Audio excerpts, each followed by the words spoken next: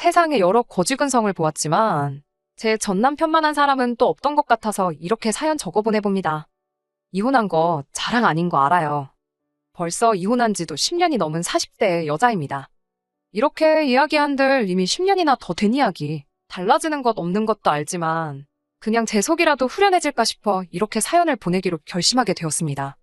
당시 저희 아버지가 암 진단을 받으셨어요. 의사 선생님 말로는 상황이 많이 안 좋으니 가족들도 마음의 준비를 해야겠다 하셨어요.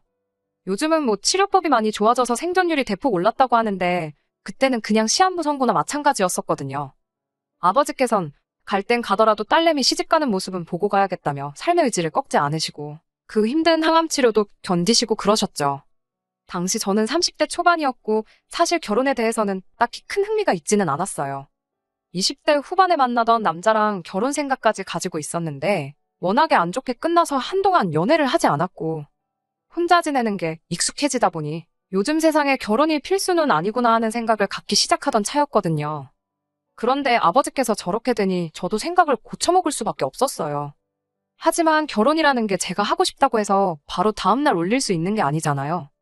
그렇다고 아버지 걱정에 지나가는 사람 아무나 붙잡아다가 결혼하자고 할 수도 없는 노릇이었고요. 그러던 중에 부모님 지인을 통해 사람을 한 명 소개받게 되었어요. 저도 잘 아는 분이시고 한데 워낙 남 칭찬에 인색하신 분이셨거든요.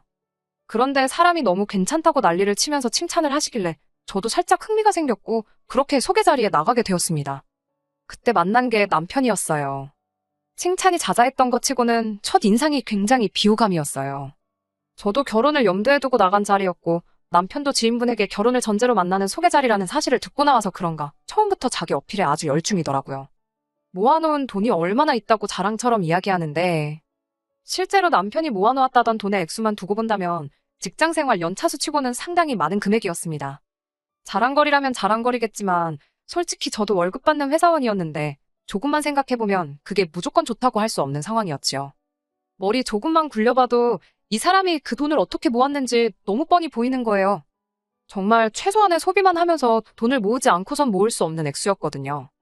집안 배경에 대해서 이야기하는데 집이 잘 살아서 금수저 물고 태어나 돈 모으기 수월했던 환경도 아니었고요. 나중에 가서는 월급 한 푼도 안 쓰고 모아 그 돈을 모았다고. 중간에 로또가 된 것도 아니고 주식이 대박 난 것도 아니고 정말 순수하게 월급 안 쓰고 모아 만든 돈이라는 사실을 자랑처럼 이야기하더라고요. 검소한 생활 습관, 그 어떤 것과 비교가 되지 않을 만큼 좋은 장점이라고 생각하지만 모든 일에는 정도가 있는 법이라고 생각합니다. 아낄 수 있을 때 아끼는 것과 아예 안 쓰는 건 큰 차이가 있다고 생각했어요. 돈을 어떻게 모았는지 자랑처럼 이야기하면서 들었는데 회사에서 점심시간에 탕비실에 있는 간식으로 밥을 때웠다던가 취직한 이래로 동료 직원부터 친구들 경조사에 단 한 번도 참석한 적 없다던가 걸어서 1시간 안에 도착할 수 있는 거리는 무조건 걸어간다던가 하는 식으로 돈을 모았다고 하니 이건 아무리 좋게 들어도 검소한 것과는 거리가 먼 사람이라고 생각이 들었어요. 그래서 소개 자리 끝난 뒤에 따로 연락을 할 생각이 없었는데 남편은 저랑 생각이 달랐나 봅니다. 저를 엄청 좋게 봤던 건지 뭔지 아예 저랑 결혼을 하기로 결심을 했던 것 같아요. 그런데 뭐 저한테 연락을 해도 제가 통 연락이 되지를 않고 당연히 제가 먼저 연락을 할 일도 없었다 보니 마음이 달아올랐나 봐요. 어차피 부모님 지인을 통해 소개를 받았기 때문에 남편은 저 말고 저희 부모님을 먼저 공략하기로 결정했던 것 같습니다. 그리고 그때 남편이 제가 생각한 것 같지만은 않다는 걸 알게 되었고요. 어버이날이나 부모님 생신 같은 기념일이라 할지라도 비싼 가격 때문에 주눅 들어서 알아보지도 않을 법한 고급 식당에 저희 부모님을 모시고 갔다는 거예요. 세탁하는 물값도 아까워서 회사 화장실에서 양말을 빨아 신는다는 사람이 저희 부모님한테 점수 따겠다고 그런 비싼 레스토랑을 간 것도 대단했고 무엇보다 부모님한테 용돈 하시라고 봉투도 두둑하게 챙겨준 것도 놀라웠습니다. 제 생각과는 다르게 쓸 때는 또 통 크게 쓸 줄 아는 배포가 있는 사람이었던 거예요. 기본적으로 하술이 좋은 사람이다 보니 저희 부모님은 아예 그날 남편한테 구워 삶아져서 벌써부터 우리 사위 하시며 결혼에 대한 기대를 숨기지 않으셨어요. 그리고 그때쯤부터 아버지 병세가 점점 더 악화되기 시작해서 일단 몇 번 더 만나보자고 생각을 고쳐먹게 되었었습니다. 남편은 생각보다 씀씀이가 좋았어요. 아낄 때는 오직 자기 자신만을 위해서였습니다. 뭐 그렇다고 저한테 명품 가방 같은 고가의 물건을 펑펑 사주거나 하는 건 아니었어요. 하지만 오히려 그랬다면 정신 빠진 놈이라고 생각돼서 결혼까지 안 했을 것 같다는 생각이 드네요. 아무튼 아버지의 건강 문제 때문만은 아니고 만나다 보니 장점도 많은 사람처럼 보여서 본격적으로 연애를 시작하게 되었습니다. 당시 주변 지인들에게서도 들었던 말이 저 하나 때문에 부모님한테 그렇게 할 정도면 잡으라는 식으로 이야기도 들었어요. 살아보니 내가 좋아하는 사람보다는 나를 좋아해주는 사람하고 사는 게 좋다느니, 얼굴 뜯어먹고 살 것도 아닌데 성격 좋은 게 최고라느니 이런저런 이야기를 많이 들었거든요. 지인들 말대로 나를 너무 좋아해서 내 부모한테까지 잘하는 사람인데 저도 긍정적인 방향으로 생각을 많이 바꾸게 되었지요. 저도 나이가 어느 정도 있던 상황이고 연애도 한동안 안 하면서 모아놓은 돈이 상당했는데 두 사람이 모아놓은 돈만 합쳐도 서울 외곽에 아파트 하나는 대출도 안 끼고 구에 들어가서 살 수 있을 정도였어요. 아버지의 건강이 날이 갈수록 나빠지는 바람에 조금은 성급하게 결혼 준비를 해야 했는데 그때 남편이 제안을 해왔던 게 있습니다. 신혼집을 조금 천천히 구했으면 좋겠다고요. 그때 당시 재개발 열풍도 있었다 보니 이왕 사는 집인데 재개발 호재에 대해서도 알아보고 이것저것 비교해보고 알아보고 매매하고 싶다고 하는 거였어요. 충분히 일리 있는 말이라 생각했는데 그럼 집 없이 결혼하면 전세나 월세를 구하자는 거냐고 물어봤지요. 그런데 남편은 그것 또한 돈이 나가서 싫다고 하더라고요. 월세는 말 그대로 돈을 버리는 거나 마찬가지고 전세 같은 경우에는 그 큰 돈을 굴리면 더 큰 이득을 낼 수 있을 텐데 묶어두는 게 수는 아닌 것 같다고 하면서 친정집에 방 한 칸 내달라 하여 거기 들어가 살자는 제안을 해온 겁니다. 그리고 그렇게 하면 저희가 일단 돈도 더 모을 수 있을 테고 나중에 진짜 좋은 조건의 집이 나왔을 때 한 푼이라도 더 여유 있는 편이 좋지 않냐고 하는데 도무지 반박을 할 수가 없더라고요. 시댁, 그러니까 자기 부모님 집에 방 한 칸 구하는 방법도 있는데 그건 며느리인 제가 너무 불편해할 것 같아서. 그래서 섣불리 시댁에 방 한 칸 얻어 신혼살림을 차리자는 말은 못하겠다고 하더라고요. 자기 부모님이 며느리 잡들이를 하고 시집살이 시키고 그러실 분들은 절대 아니지만 그래도 며느리가 시집살이 하는 것보다 사위가 처가살이 하는 게 저만 두고 보면 부담이 덜하지 않겠냐고 말해왔습니다. 그 말을 들으니 혹하긴 했어요. 시댁에서 해도 되는 걸 친정집에서 하자니 아버지 생각도 나고 남편이 저를 많이 배려해줬다는 생각이 들었습니다. 집 구할 때까지 언제가 될지 모르는데 식 먼저 올리고 각자 부모님 집에서 따로 사는 것도 어이가 없다고 생각했고요. 친정 부모님도 이 이야기를 듣더니 흔쾌히 방 한 칸을 비워주셨습니다. 그래서 결혼식 한 달 앞두고 남편이 먼저 저희 집에 들어와서 살림 차려 살게 되었습니다. 한 달 일찍 들어온 건 장인어른, 그러니까 저희 아버지가 둘이 신혼생활 알콩달콩 잘하는 거 곁에서 하루라도 더 지켜보시면 좋지 않겠느냐는 식으로 이야기했는데 그때는 참 속도 깊은 사람이구나 했고 이 결혼에 어느 정도 확신도 있었지요. 그렇게 결혼식 올리기 한 달 전부터 결혼 생활을 시작했고 저희 아버지도 덕분에 건강이 점점 좋아지시는 듯 했습니다. 소원대로 딸내미 손잡고 신부 입장도 하셨고 그렇게 6개월을 더 함께 시간을 보내시고 돌아가셨네요.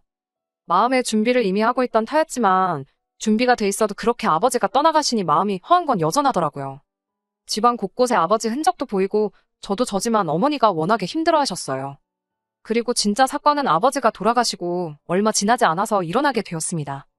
장례식 끝나고 나서 며칠 지나지 않아서 저는 일상으로 돌아와 출근해 회사에 있던 상황이었어요.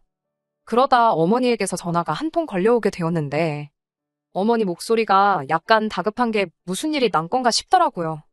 이야기를 들어보니 밖에 이상한 사람들이 몇 명 와 있다고 무슨 일로 왔느냐 물으니 인터넷에서 경매 관련 글을 보고 찾아왔다는 알 수 없는 소리를 하더래요. 모르는 일이라고 보내려고 했는데 그 사람들이 안 가고 버티고 있다고. 그런데 밖에 있는 게 한두 사람이 아니다 보니 겁이 난다고 하시더라고요. 그래서 뒤도 안 돌아보고 회사의 양해를 구해 집으로 달려갔습니다. 가는 도중에도 이게 무슨 일인가 하고 곰곰이 생각해봤는데 문득 남편이 연애하던 당시에 자기는 돈 모은다고 새 물건 사는 법이 없고 전부 다 인터넷 경매나 중고거래를 이용해서 필요한 걸 구입했다는 이야기를 들었던 게 기억이 났어요. 그래서 남편한테 전화를 걸어 혹시 이 상황에 대해 아는 바가 있느냐고 전화를 했죠. 남편이 잠깐 아무 말도 없더니 자기가 인터넷에 글을 잘못 올려서 그런다고 필요해서 부른 사람들이니까 집에 도착하거든. 그 사람들 보내지 말고 기다리고 있으라고 말을 하라는 겁니다. 자기도 회사에 반차라도 내서 곧장 집으로 오겠다고요. 일단은 어머니한테 도착하기 전에 그 사람들이 남편과 연관이 있다는 사실을 알게 되어 안심하고 계셔도 된다고 연락을 했어요. 그런데 아무리 생각해도 도통 이해가 가지 않는 게 있었으니 집에 남편 짐이라고는 합가하면서 가지고 들어온 옷가지들 몇 개밖에 없었거든요. 그렇다고 남편 옷이나 신발이 뭐 경매까지 할 정도로 가치 있는 고급 제품은 하나도 없었고요. 그런데 한두 명도 아니고 수많은 사람들이 찾아올 이유가 뭔가 싶었습니다. 아니나 다를까 남편이 도착하고 나서 상황을 정리하기 시작했는데 그 사람들을 보내는 게 아니고 집으로 전부 끌고 들어오는 거예요. 그러더니 거실 한켠에 있는 장식장 앞에 사람들을 모아놓고 아버지가 생전에 해외 출장 같은 거 다니시며 한두 병씩 취미로 모으기 시작했던 양주를 경매를 붙이기 시작하는 거예요. 어머니께서 신혼 때 아버지께 술, 담배 두 개 다 동시에는 못한다고 둘 중에 하나는 포기하라고 했는데 아버지께서는 담배를 택하셨어요. 암진단 받고 나서는 그때 담배가 아니라 술을 고를 거라면서 농담처럼 이야기하긴 하셨는데 언젠가 은퇴 후에 담배를 끊게 되면 그때 마시겠다고 30년 전부터 한 병 두 병 취미 삼아 모으기 시작한 양주였습니다. 당연히 개봉도 안 한 상태다 보니 양주 매니아들 사이에서는 수요가 엄청 있던 술들이었나 봐요. 그런데 그런 걸 떠나서 아버지 돌아가신 지 얼마나 됐다고. 유품이나 마찬가지인 아버지의 수집품들을 남편은 가족들과 상의도 한 번 하지 않고 경매에 붙여버린 거였어요. 어머니는 이게 무슨 상황이냐며 기절하듯 혼절하셨고 저는 그 꼴을 보다가 경찰 부르기 전에 알아서들 꺼지라고 소리치며 전부 다 내쫓아버렸습니다. 남편은 울그락불그락 표정이 말이 아니더군요. 누가 누구한테 화를 내야 하는지 아직도 모르겠는지 저한테 왜 방해를 하냐며 저 사람들만큼 돈 쳐주는 사람들 찾기가 얼마나 힘든 줄 아냐고 소리를 고래고래 지르더라고요. 당신이 뭐라고 아버지 유품을 맘대로 처분을 하냐고 했지요. 그랬더니 남편이 한다는 소리가 그 술들은 이제 다 지 거라는 거예요. 아버지께서 생전에 몸만 멀쩡했어도 은퇴도 했는데 사위랑 같이 여기 있는 술 한 잔씩 마셨으면 했다고 이야기를 하셨다는 겁니다. 말인즉슨 아버지가 건강만 하셨으면 자기랑 둘이서 다 마셨을 술이고 아버지가 이제 안 계시니 그 술들은 전부 자기 거나 마찬가지라고 우기는 거예요. 이게 뭔 미친 소린가 싶었지요. 그동안 제가 알고 지낸 그 사람이 맞나 싶었거든요. 남편하고는 그날 대판 싸웠고 남편은 기어이 그 술들을 다시 팔아버릴 거라고 여기 진열장에 있는 것들 정리만 해도 좋기 1,500만 원은 넘게 나올 거라고 하면서 끝까지 욕심을 버리지 않더라고요. 그나마 다행인 건 어떻게 방법이 있나 찾아보다가 면허 없이 팔면 법에 걸린다고 해서 어디 팔아만 보라고 그대로 신고해버리겠다고 해서 그 술들을 정리하는 건 막을 수가 있었어요. 그런데 그거야말로 미봉책이지. 솔직히 양주가 아니더라도 집에 아버지가 차던 시계며 이런 것들도 있는데 괜시리 더 신경이 쓰이더라고요. 어머니도 저를 봐서 남편을 용서해주고 싶은데 도무지 그렇게 되지가 않는다면서 불편해하셨고요. 저희가 친정집에 얹혀 사는 거였으니 어머니가 불편해하시면 당연히 저희가 나가는 게 맞다는 생각이 들었어요. 그래서 저녁에 남편을 불러 이제 이 집을 나가는 게 좋겠다는 이야기를 꺼냈습니다. 그런데 남편이 나가긴 어딜 나가냐고 하더군요. 나가는 건 우리가 아니고 장모님이 나가는 게 맞는 거 아니냐고 하는 거예요. 그게 무슨 미친 소리를 하고 있는 거냐고 여기가 엄마 집인데 왜 엄마가 나가야 되냐고 대번에 정색을 했더니 남편이 저보고 잘 생각 한번 해보랍니다. 1년 사이에 결혼식, 장례식이 있었으니 그걸로 들어온 돈만 해도 짭짤했을 거라고 그 돈으로 장모님 전세로 집 하나 구해서 나가 살라고 이야기를 하라네요. 저희 아버지가 노후 자금은 해놓은 게 있으니 그거 쓰시면서 살아도 충분하시다고요. 이제 혼자 지내시는데 굳이 아파트 생활 고집하실 이유가 뭐가 있냐고. 아무리 봐도 이 집을 우리한테 넘겨주고 친정어머니가 나가 사는 게 맞다고 하는 거예요. 여태 모아놓은 돈은 그대로 유지하면서 집까지 하나 생기는 거라고.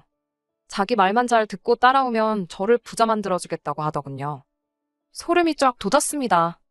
아버지 양주 팔아치우는 건 애교에 불과했다고 해도 과언이 아니지요. 애초에 이 인간은 아버지가 암 때문에 딸 결혼을 서두른다는 소식을 듣고 그때부터 우리 부모님 집을 헤쳐먹으려고 작정을 했던 거라 생각해요. 평생 월급 한 푼도 안 쓰고 모았던 쪼잔탱이가 저희 부모님한테 두둑하게 봉투 챙겨주고 고급 식당 내려가고 저한테도 데이트 비용 아끼지 않았던 이유는 담 있는 구석이 있었기 때문이었던 거죠.